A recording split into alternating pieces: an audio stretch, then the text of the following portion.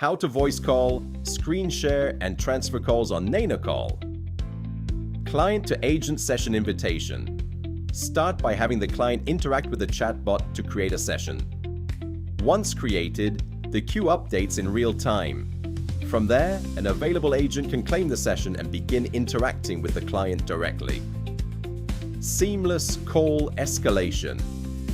During an active chat session, have the client initiate a voice call, or the agent can reach out first.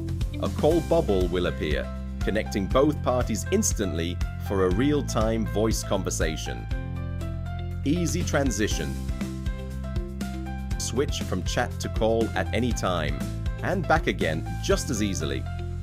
Both the client and the agent have the same flexibility, keeping the conversation flowing without any interruption.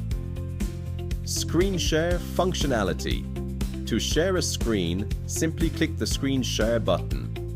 The agent will see the client's screen in real time, while the transition between call and chat remains completely seamless throughout.